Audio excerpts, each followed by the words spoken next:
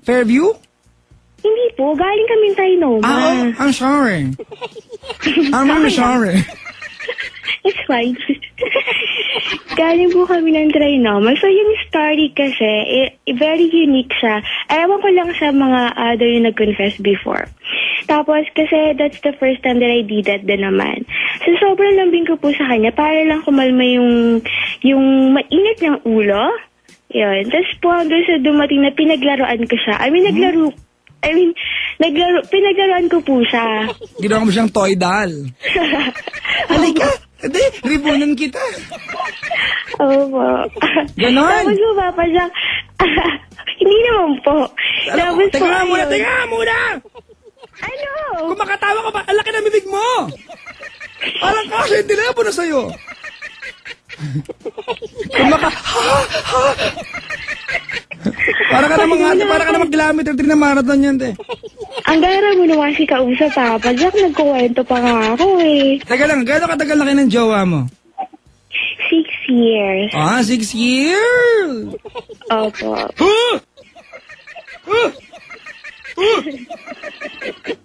Uy, Papa Jack. Alam ba niya na you're calling my show tonight? Yes. He approved this. Opo. Naku, teka lang ha. I just came up with a plan right now. Ano po? I want to look for shoes tomorrow, yung hard to find. Ngayon pa lang, pinaplano ko ng uminit ng ulo, ha? Mainit ulo ko bukas, ha? Mainit ulo ko! Gusto ko paglaruan ako! Tomorrow, I'm your Barbie girl! In a Barbie world! Yeah! Come on, baby, let's go party! Yeah! Parang tanga na naman. Nagre-rate na naman yung show natin. Pag ganito yung mood ko, nagre-rate yung show na to. Pag seryoso ako, nakikinig sa akin. Sige, tapos? Tapos po yun, hanggang sa po, tinanggal ko yung seatbelt niya. Opo. Tapos yun po, tapos sabi ko, naisip ko kasi parang, kasi since matagal na rin naman kami. Tapos yun po, pinuksan ko yung button. Ganon. Yung parang, sige lang, mag-drive ka lang kung nakakambyo. Diba? You take care of the steering wheels, I will take care of the gears. Ganon.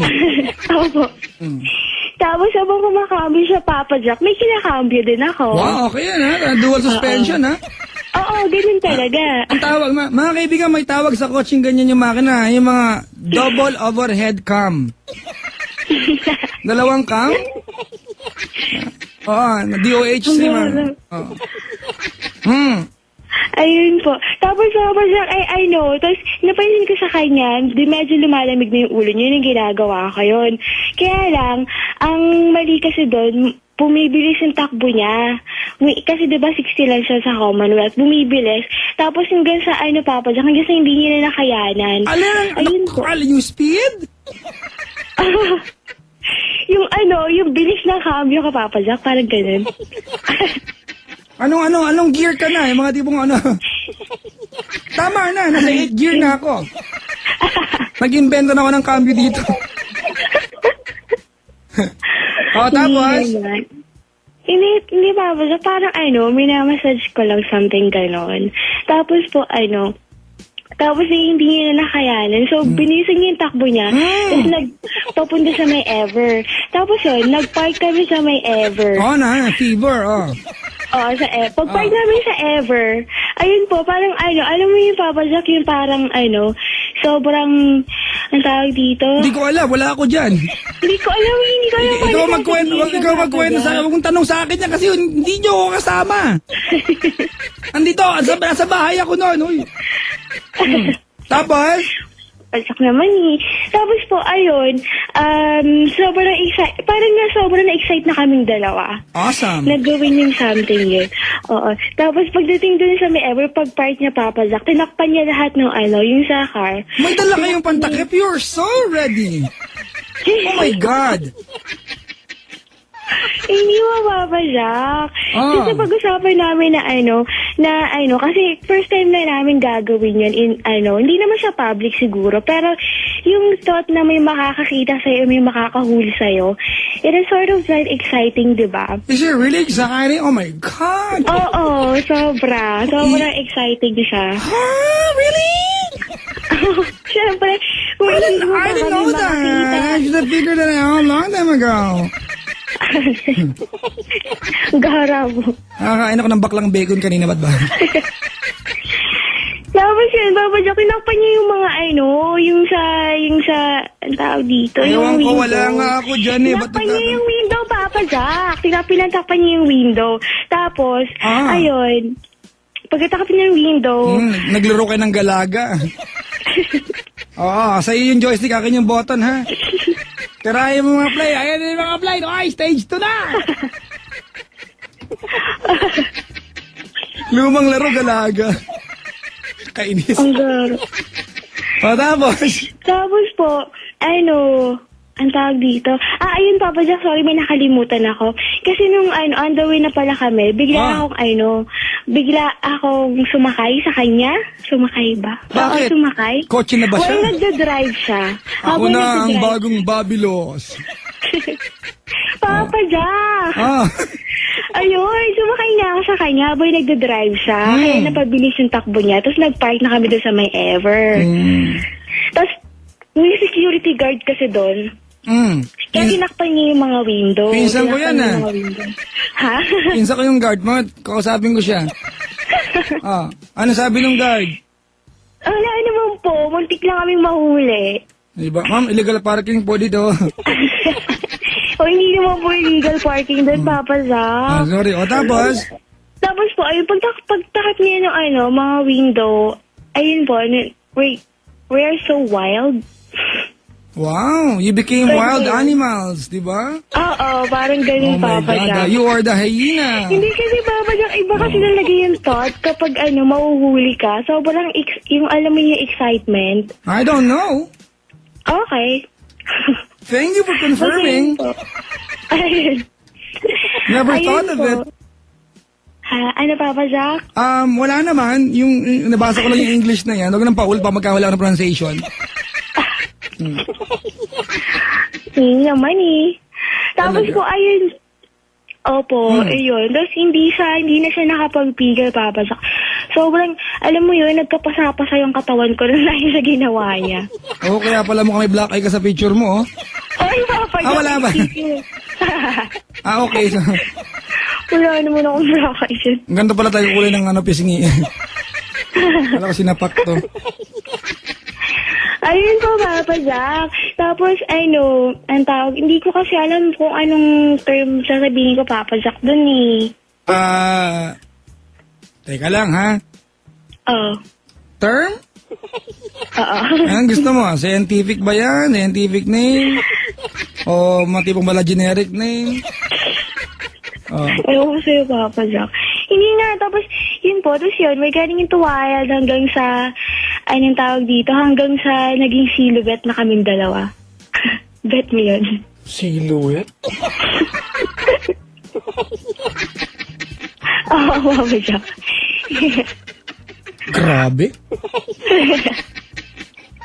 Papa Jack naman eh. Ang tatag ng suspension ng kotse niyan. It's a bumpy ride. Talaga? Hello? Opo. Papa Jack. You still there? Opo, dito pa ako. Magkano load mo, te? May iba-iba lang. Hindi ko pa alam eh. Magkano niload mo kanina? Hindi po, Papa Jack. Ano kasi siya? Parang nag-avail ako ng promo sa Globe. Oh my God! Yung plan 800? Hindi po, yung 600 pesos. Really? Papa Jack. Bakit tawag sa akin? Ay, ano ba? Kasi nagko-confess kaya siguro ako, diba? Ay, nga pala. Radio show nga pala ito. Tapos? Ayun lang. Nawala na tuloy ako sa concentration ko. Yun lang. Tapos, yun po, ang tawag dito, Papa, ano ba ang terming niyo dun sa yung parang, basta yun, Papa Jack, naglugaw kami. Naglugaw. Oo, isang bonggang-bonggang lugaw. Oh. Specialty lugaw.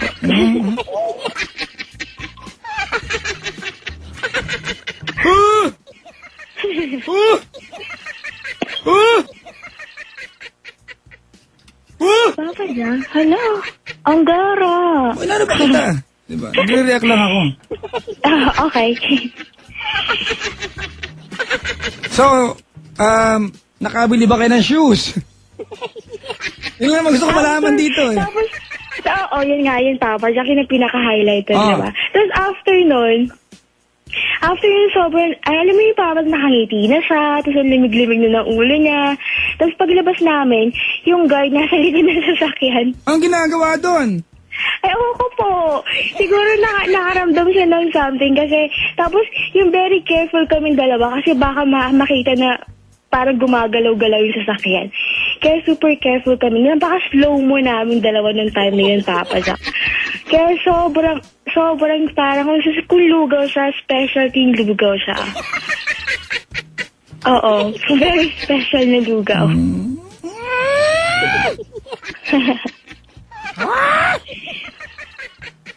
Super slow mo kasi, Papa Jack. Saka parang, alam mo yun, parang ang sarap-sarap na nandun ka. Yung moments na gano'n. Oh, tama natin. Huwag ka na bigyan ng adjective. Ay, sorry, hindi pala adjective. Tama, adjective. Ano? Adjectives are... Lugaw ba, Papa Jack? Gusto ko lang i-define. Adjectives, Jason, are words that describes. Tama? Verbs are action words. Diba? Noun, diba? Example of nouns are name of places, location, dates, and event. Ikaw na, Pronoun are used instead of a noun. Right? And a complete sentence is composed of a subject and predicate. Is that correct, Jason? A predicate. Okay? A predicate is something you stick on the wall for free. Predicate. Gulo ko, ha? That means it's a predicate. Diba? That's a sentence. Diba? If a group of words is teka lang, huwag kang magulo ha. Ito yung mga naalala ko sa subject ko nung grade 4 ako eh. If a group of words is not complete, if a sentence is not complete but it expresses complete thought, it's not a sentence, it's an utterance. Okay, class, review your lesson, chapter 4. We'll have quiz tomorrow.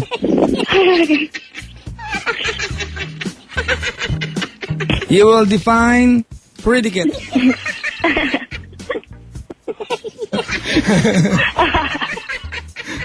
Yeah. Ang galing mag-iba ng topic, no? You see the biglang kumalma yung ulo ni Jason, no?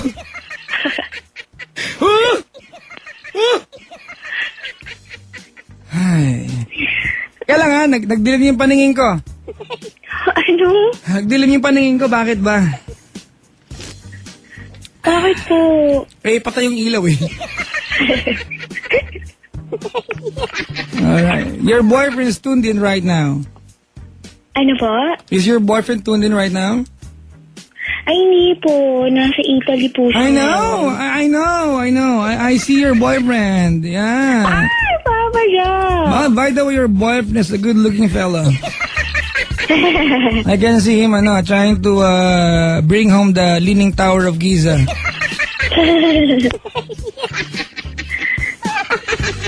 If you can get a recording of this and you can make your boyfriend listen to this, do you have any message for him? Po. Yeah. For my Pinoy ba yan? Pinoy? Yes po. Kailan siya babalik? Sa next week. Oh, at least, diba? Oh, sige, anong mensahe mo para sa kanya? Ayun. To my dad. Anong tawag mo siya? Dad, tapos? Daddy, thank you so much for everything and... Teka lang. Let's make this, Appropriate. Dapat may background. Anong background ng team song?